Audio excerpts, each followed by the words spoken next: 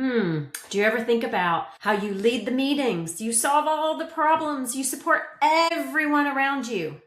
But when you need help, you go silent. I relate to this sometimes, Florence. So I'm really excited you're here with us today. I am For thrilled. Thrilled to be here. Thank Yeah, you. we're thrilled to have you. And listen, for many ambitious women, saying I need you or I need help is like, it almost chokes you to even say it sometimes. And Right. so this feels far more uncomfortable than, carrying the weight alone. So we've been taught that independence is strength. But what if it's also keeping us disconnected?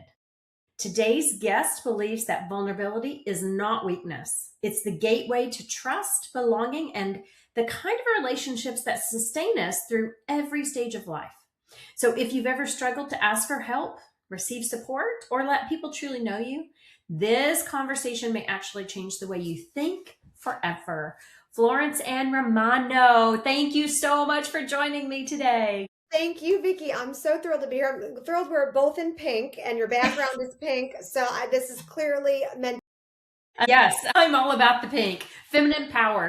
Me too. Same thing. I love it. I love it. And I was so excited when I read your profile and your bio because this is something I think many, many women, whether you're, an executive or whether you're running your own company or you're a mother or participating in your community, asking for help is very difficult. Receiving is very difficult. I'm guilty. It's something I'm working on this year, but it is really hard for people. And so I'm thrilled to have you to actually, unpack some of this and talk about it today. Well, thank you for again having me, but also giving a platform to this conversation and this topic. And I struggle with this myself. And I laugh because I think people think when you have an expert on or whatever you call, these people with all this life experience, but that's exactly what it is it's life experience. I've made a lot of mistakes. I hope that I can help you not make as many mistakes as I have made. But this is also something I continue to struggle with. I actually have to put the advice that I'm going to give you into action. I have to work on it as well. So it's not just rules for thee and not for me. And I think that's also part of the human experiment with all of this is saying, no, I have not completely aced this, but I don't think anyone ever will be able to ace this. I think this is something you have to continue to exercise just like a muscle. And Yeah. if you don't use it, you lose it. Yeah. Wow. So agree. So agree. And it is difficult. And especially given, how we're conditioned. And so I love what we're talking about. So let's jump in. So we know, you challenge one of the biggest beliefs that many women carry. And, that is often really focused on that what strength is to us. What does Mhm. that mean? And not needing anyone doesn't mean that's strength, right? Like that's to me, sometimes I look at myself and I go, well, that's a weakness because I expect my clients to come to me for support, similar to what you're saying. I think a lot of different factors have placed us at this point in time, but there are three things that our country or globally actually we are dealing with. And that's a friendship recession, a loneliness epidemic, and a mental health crisis. And even in Toronto, even here in Chicago, I think we all share kind of this common thread of these three, I always say these like kind of icky, messy triple threat that we have going on. And the common denominator with all of that, though, is community. It is village. It is connection. And so, if we want to help put a dent in this, if we want to help solve it, we have to look at the outside forces or the outside stimulation that we have that chirps in our ear, something that might be a little toxic or depleting or perhaps it erodes us in some sort of way. And that's why I feel like we've come to this place where asking for help seems like a weakness because social media, for example, is a place where, yes, it can be wonderful, it can be joyful, you can learn a lot from it, but it also can be a cesspool. It can also be a place that you constantly are comparing yourself to other people. And there's this subliminal disappointment or failure that kind of courses through you. You go to sleep at night wondering why you feel this heaviness. You wake up in the morning wondering why you feel this heaviness. And you have to look at what it is that you are digesting, ingesting, and that directly affects us being able to say the words, I need you, because something else out here is telling us that that's wrong. Yeah. Wow. Well, that really steps us into what we're going to talk about today. And when you look at this from a global perspective, you're absolutely right. Like I've been doing tons of research around trust and Mhm. power and this invisible load that we carry as individuals. But one of the things that came up was this insular mindset that the Mhm. Edelman group have. They just published their findings around trust, and it all stems to connection, right? And if we think people don't believe or behave the same way we do, then we tend to move away from those people Right. instead of in leaning in and trying to figure out, why do they have a different perspective from me? And how do I ask for support from someone that maybe I don't agree with and how they view things? That is a difficult friendship challenge too, I would say. And I deal with a lot of friendship dynamics in my work as well. And that was one thing actually that came up more recently was with a now former friend. I don't really lose a lot of friendships in life, but so this one kind of stung, and it was a longer relationship. It was a historical friendship, but there were two things I kind of had to ask myself when it came to her was, did we have aligned values and did I trust her?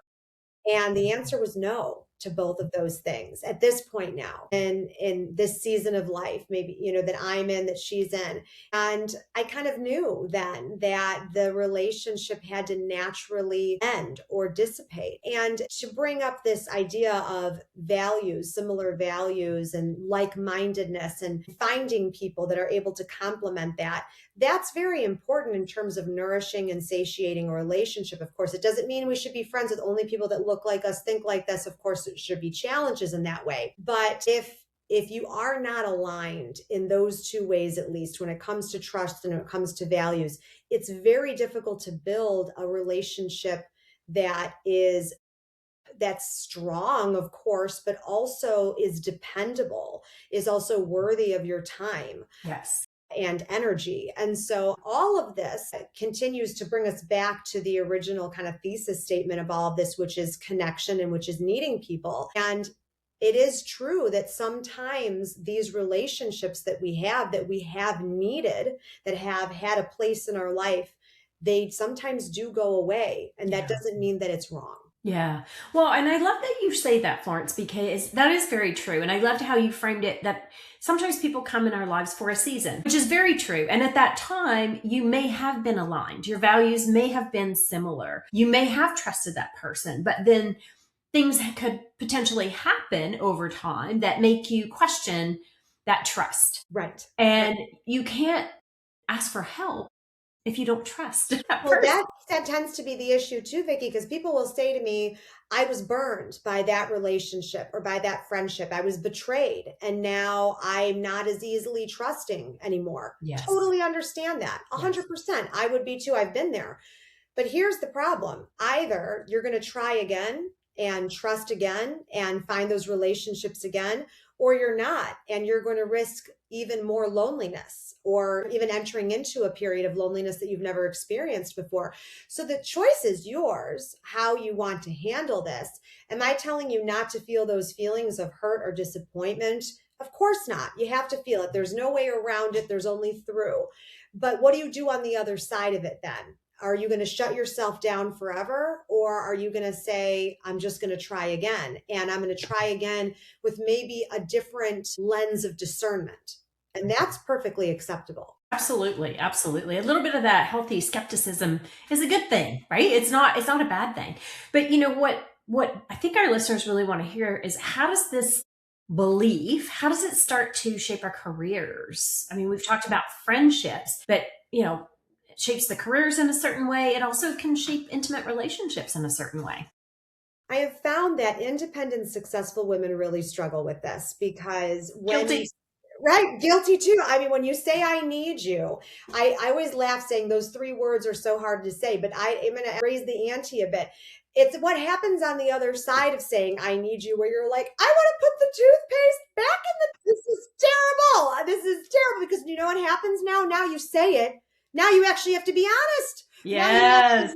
tell the person the thing that you're afraid to admit. And I think, especially when you are independent, successful, a woman who's juggling it all. And, let me clarify this too. I may say independent, successful women, and you think I'm just talking about, not you, Vicky, but people listening may think I'm just talking about people who are single. I'm talking about all women. You can be independent and also in a relationship. Independence is subjective, when you define that, and success is subjective, however you define that in your life. But because we're conditioned to believe that asking for help is going to show some sort of weakness in us or show some sort of vulnerability, I want to stop and use that word intentionally. The point is vulnerability. The point is how, if we are vulnerable, if we are able to lean into that, it is going to permeate the different parts of our lives. And that is our career, and that is our personal relationships, because it's like a domino effect. Once you're able to look at someone, Vicky, and say, okay, this person I can trust. This person is a ride or die. This is a person where I can ask them to help carry whatever it is in my life. You're going to see how that transforms the other capacities of your life, because again, it's going to start feeling more natural. You're going to start seeing that you're not this pressure cooker all the time, that actually asking for that help is alleviating something mental, spiritual, emotional for you, and allowing yourself to see how that does water the different areas of your life. It only can happen, though, if you start trying that with one person. Because I hate those self-help books when people are like, if you do these like 27 things for the next 95 days, then maybe you'll feel a little bit better. Well, no, that's ridiculous. No one's going to do that. So I'm sitting here telling you today that I want to challenge everyone to think about one person in their life where they think they can start practicing this vulnerability. And that may be enough for the next week for you to have to like sit there and process. But do you have it? Do you have that one person in your life? And if you don't, then it's time to find it, perhaps. Yeah. And that is going to be a priority maybe in your life, because there's other places in your life that are suffering greatly. And it's probably looking to the genesis of that, which happens to be most likely loneliness. Yeah. Yeah. Well, it's funny when before you even said vulnerability, I felt like you had just like ripped my mask off. I'm sorry to do it, but no, I'm glad you did it, Florence. I'm glad you did it.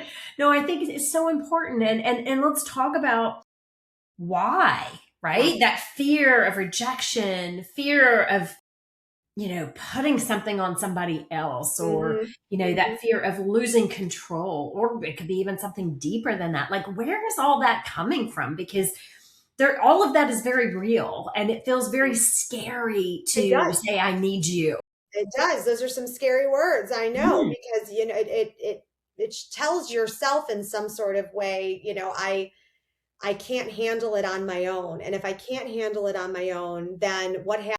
The people that I depend on disappear. If they disappear, does that mean I fall apart? Does that mean I crumble? Does that mean I haven't built a strong life for myself, a happy life for myself, that I haven't built the skills that I need to be an adult? I mean, this is the rabbit hole, right? We start to go down. The story I'll tell you is that, again, this isn't because I do it perfectly, but I've made a lot of mistakes in it. And one very recently, just a few months ago, I had a personal situation with a friend of mine, and it broke my heart. And I called one of my best friends, and I said to her, I don't, can I just come over? Because she lives just a few blocks from me. She's like, yes, come over. So I go, I sit down on her couch, tears, just the whole waterworks. And she looked at me and said, I hate to see you like this, Florence Ann, but I have to tell you that this is the first time I have felt like I have a purpose in this friendship. And I looked at her and I said, what do you mean by that? And she goes, I feel like I'm always the one that is always the mess, that always has the problem, that's always calling you about something. And I finally feel like I can help you. And I get all teared up about it, because I didn't realize what I was taking away from my friend, who, just like me, has a heart for nurturing, has a heart for people. And I wasn't allowing her to be the type of friend that she really wanted to show up and be for me. Yeah. And so it was a sobering moment. And I go back to that moment so often now and think I have to allow people to show up for me because it's so selfish if I don't, because we talk feeling like a failure, feeling like a fraud. We talk about that, right? When it comes to asking for help. Man, I never felt more like a fraud in my life when I had that moment with her, when I was like, but I don't have it all together. I can't believe you've thought that of me this amount of time, that you haven't helped me, because you had, because I love you. I put so much emphasis on this relationship. It's so important to me. So I just want to give people that perspective of, we get so insular about some of this stuff where it's all about me and what people are thinking of me and what people might think of my situation, what I'm saying, what I'm doing. We have to step outside ourselves and realize that there's other people involved in our orbit that's just as important. And one of my top pieces of advice is, when you are getting too in your head about something, when you're feeling lonely, when you're feeling like you're failing, all of those things, is put the emphasis on someone else. And you're going to see that vibration for you change. And this again comes to needing, and how human it is for us to need that. Yeah. No, I love everything you just said there. And it takes me back to what my mom is always saying, don't take my blessing away, right? Because that's any kind of receiving, whether it's a gift, like, somebody, if you struggle to receive gifts, that's another sign of you're taking it away from that other person, because they Right. put thought and energy and care into choosing something. And I just had this happen recently for me, where I had given something to someone and they were like, "Oh, I don't want that. Take that away." And it was like, and this was a really good friend of mine. And I was like, and it had triggered her. And there were reasons for the trigger, which I thought for sure this be something she would Because love. right. Yeah. Right. So you don't sometimes know how and why it affects people the way they do. But I think that act of receiving is so important. And it is hard for many of us, especially when we're high achievers and we're just like, go, go, go, go, go. Whether that is, accolades at work, we will often say we, as in the team, which diminishes your gifts, your contribution, or it can be with our partners or friends, to your point. But it is a hard one to navigate. It is, it's so difficult to navigate because there's layers to it too. It never usually is in life, right, Vicki? One reason for something going on. Generally, there's a lot of complication, or there's a complicated underbelly to it. And I think for also high achieving women who struggle with vulnerability, it also, you have to look at how you were raised and the influences that you had as well. Yes. Because where I grew up in an old school Italian family, my grandparents lived with us. I had that kind of nuclear family that you read about in stories, right? And we've moved away from that as a society.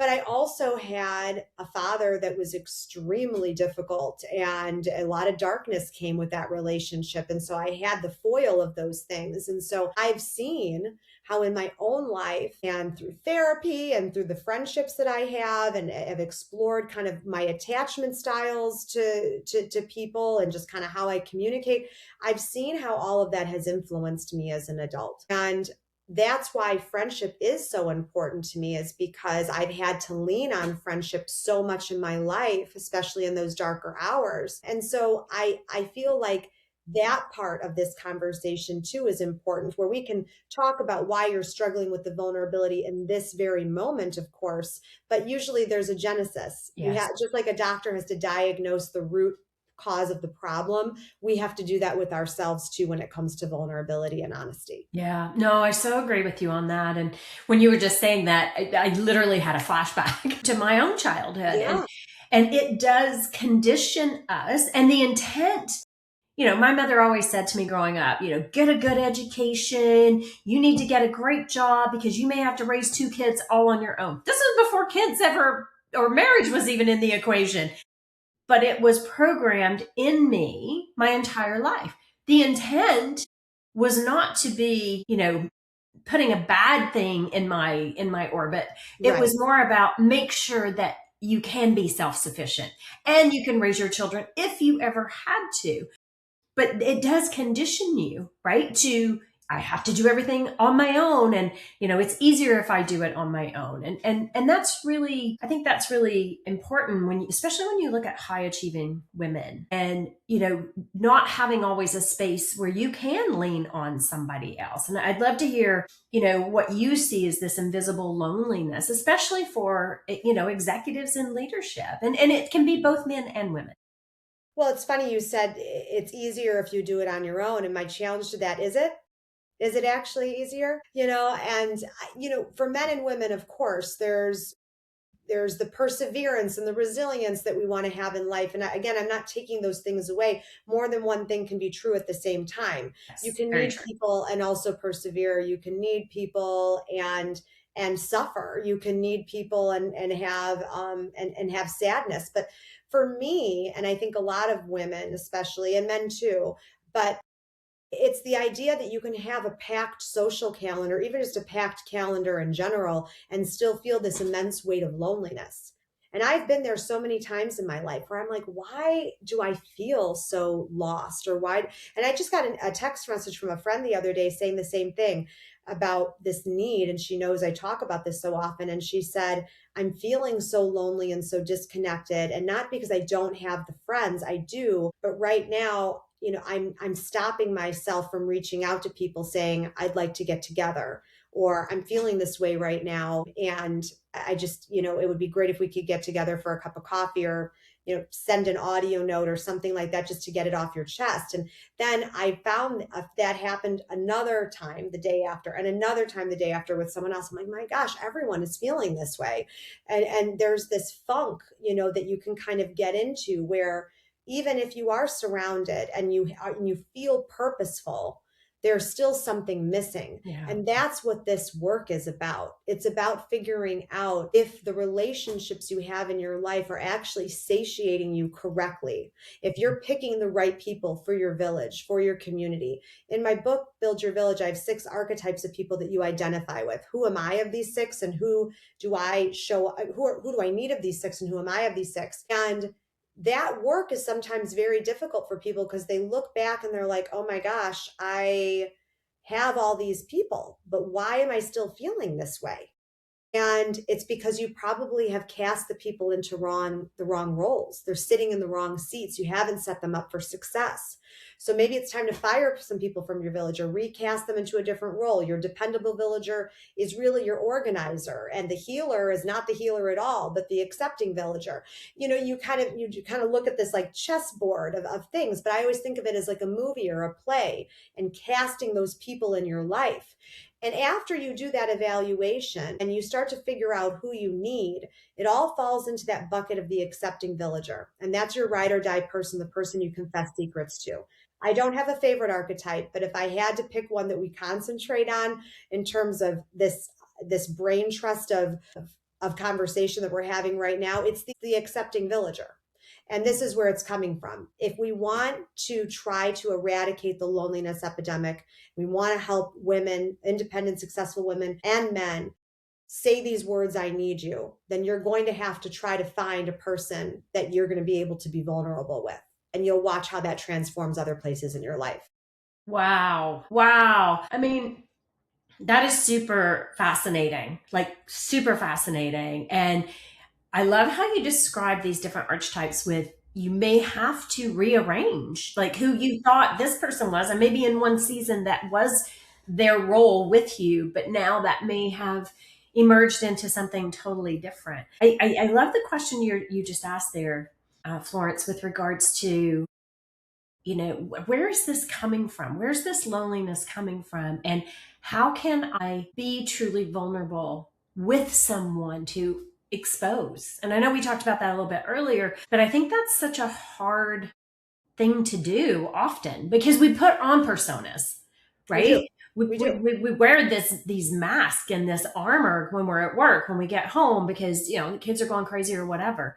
So what is that difference between being connected and then truly belonging when you step into your community? What is the difference there? I think people they want to all of a sudden assign a numerical grade to this sort of thing. I think they think, okay, if I have X amount of people in my life, then that means I have the right support. I have the right connection. And this goes back to the idea that even if you surround yourself with a lot of people, they're not necessarily fulfilling you. Yeah. And so I think this is where the struggle begins for most people is they think they have what we're describing right now, or what I'm describing right now is the ride or die person. But are they actually utilizing the person that way? Is it still just a nice in theory to have, like that person's there and I could do it, but I'm not going to because it still just feels way too uncomfortable, and I don't want this person to think of me differently. I don't want them to look at me differently. I think a lot of women have a hard time asking for help because there's this invisible debt that they feel is, if I Yes. asked you to pick my kids up from school, I'm going to sit there and wonder when the next time I'm going to be able to do that for you is. And I'm going to sit there and think tit for tat. And there's an outstanding debt that I owe. And now I've added something else to my plate and my brain that I didn't already have room for. It's already a full Thanksgiving plate of things. And now this is going to tip me over the edge.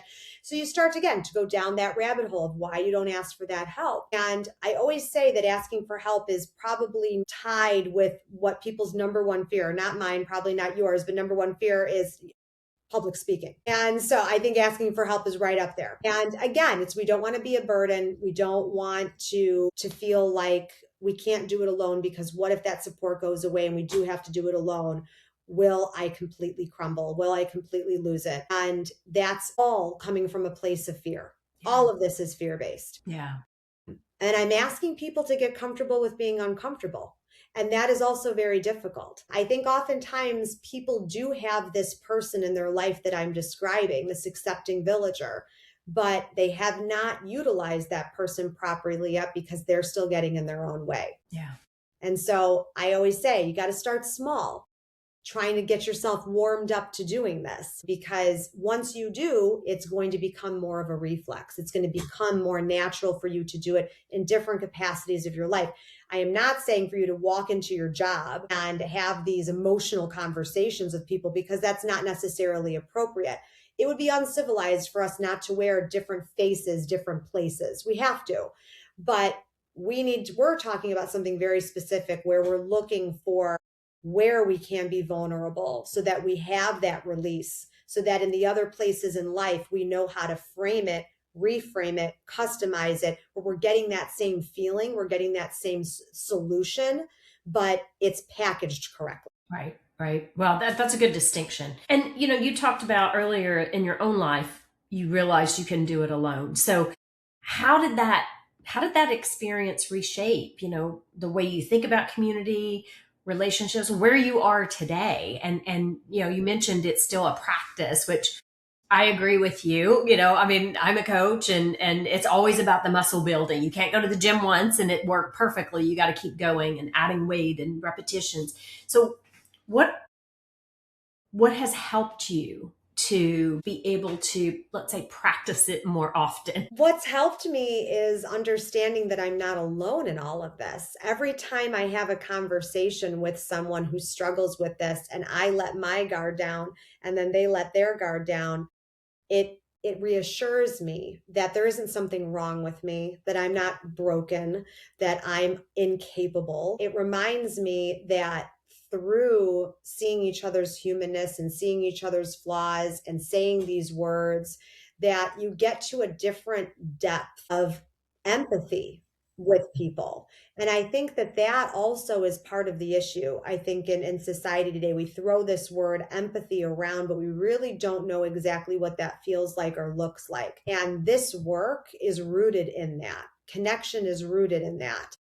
And so for me, it's not a one size fits all. It's knowing that not every day I'm going to do this well or even perfectly or even close to well, but I know that I have done the work to isolate and identify those people in my life that I can do this with. And I need to keep telling myself to keep going back there and keep getting better and keep sharing more and using that fear, which they say is, fear and excitement kind of feels the same way. It's just about how you frame it or channel it.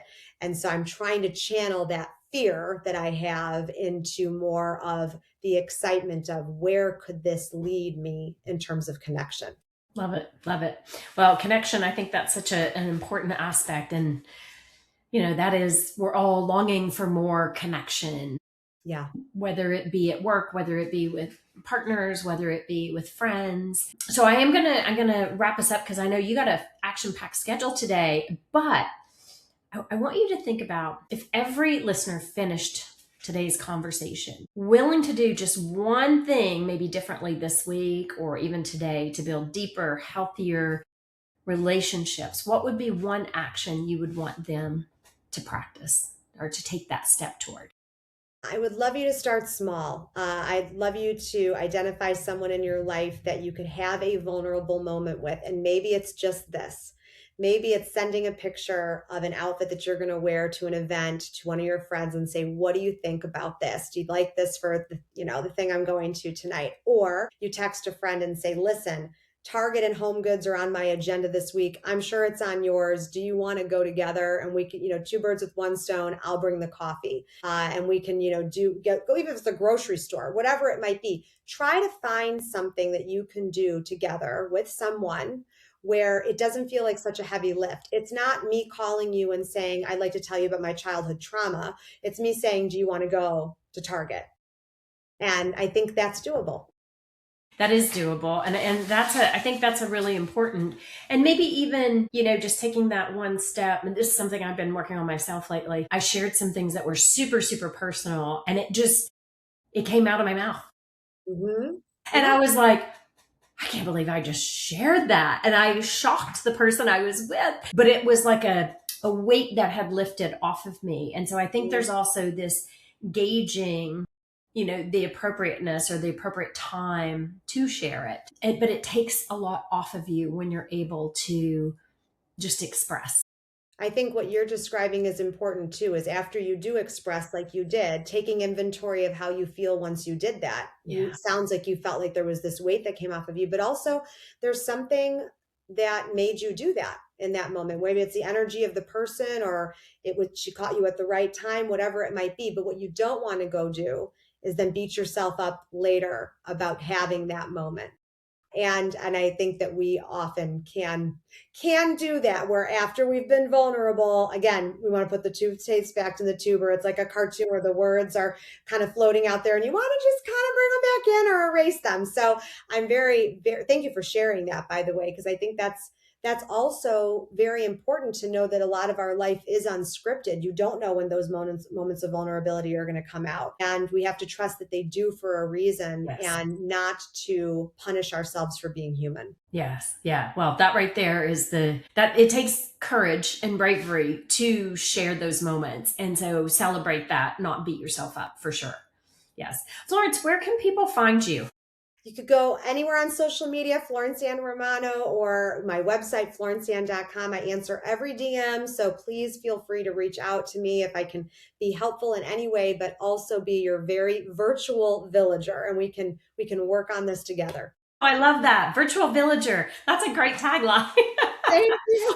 Yeah, I love that, Florence. Thank you so much for being here today. It was great having this conversation with you. And Thank you. I know we went really fast, but I think the essence of what we've talked about is super important. And if you're a person sitting back, male or female, doesn't matter. If you're sitting back and you're struggling with how to ask for help, reach out to Florence, ask her, share with her your personal situation, why you feel like you're having difficulty doing that. Or if Florence is not available, you can reach out to me as well. We're here to support you in any way that we can.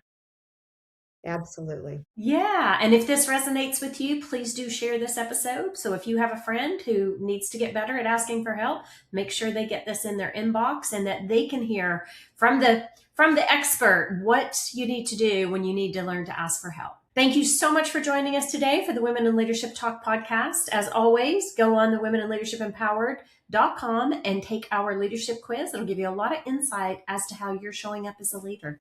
Florence, thank you again for being here with me today. We are thrilled to have you, and we will see everyone on the next Women in Leadership Talk podcast. Thank you. Thank you for joining us for Will Talk, sponsored by Women in Leadership Empowered. To learn more about our programs, please visit www.willempowered.com. We look forward to seeing you in our community.